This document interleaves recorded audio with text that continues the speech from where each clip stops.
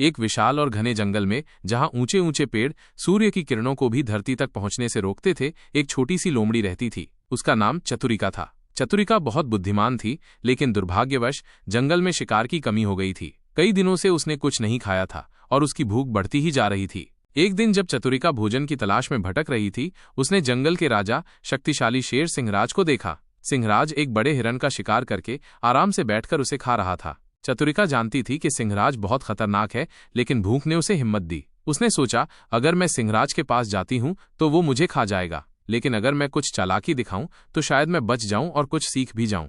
चतुरिका धीरे धीरे सिंहराज के पास गई और बड़ी विनम्रता से बोली, महाराज सिंहराज, आपकी शक्ति और बुद्धि की कहानियां मैंने बहुत सुनी है। मैं आपकी बहुत बड़ी प्रशंसक हूं। क्या आप मुझे अपनी शिष्या बनाकर शिकार करना सिखा सकते हैं? मैं आपसे ज्ञान प्राप्त करना चाहती हूं। सिंहराज, जो अपने अहंकार में डूबा हुआ था, लोमड़ी की चापलूसी से प्रसन्न हो गया। उसने सोचा, ये छोटी सी लोमड़ी मुझसे सीखने आई है। मैं जंगल का राजा हूं और ये मेरा कर्तव्य है कि मैं दूसरों को सिखाऊं। उसने गर्व से कहा, ठीक है चतुरिका, तुम मेरी शिष्या बन सकती हो। मैं तुम्हें शिकार करना सिखाऊंगा। सीखने का नाटक और वास्तविक ज्ञान।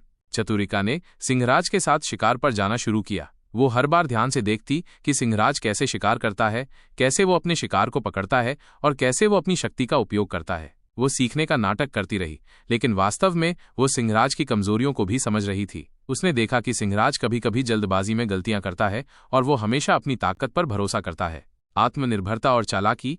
कुछ ही दिनों में चतुरिका ने शिकार करना सीख लिया। वो जानती थी कि अब वो खुद अपना भोजन जुटा सकती है। एक दिन सिंहराज बीमार पड़ गया। वो बहुत कमजोर महसूस कर रहा था और शिकार करने में असमर्थ था। उसने चतुरिका से कहा, चतुरिका, मैं आज बहुत कमजोर हूं, क्या तुम मेरे लिए कुछ भोजन ला सकती हो? चतुरिका मुस्कुराई और बोली, महाराज, आपने मुझे आत्मनिर्भर बनाया है। आपने मुझे शिकार करना सिखाया है। अब मैं अपनी मेहनत से अपना भोजन खोज सकती हूँ। मैं आपकी आभारी हूँ, लेकिन मैं अब स्वतंत्र हूँ। ये कहकर चतुरिका जंगल में चली गई और उसने अपनी बुद्धि और चालाकी से जंगल में अपना जीवन बिताया। कहानी का गहरा अर्थ।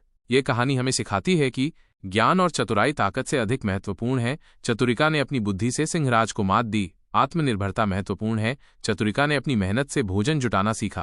अहंकार विनाशकारी हो सकता है। सिंहराज के अहंकार ने उसे कमजोर बना दिया। सही मार्गदर्शन सफलता की कुंजी है। सिंहराज के सिखाने से ही चतुरिका आत्मनिर्भर बन सकी।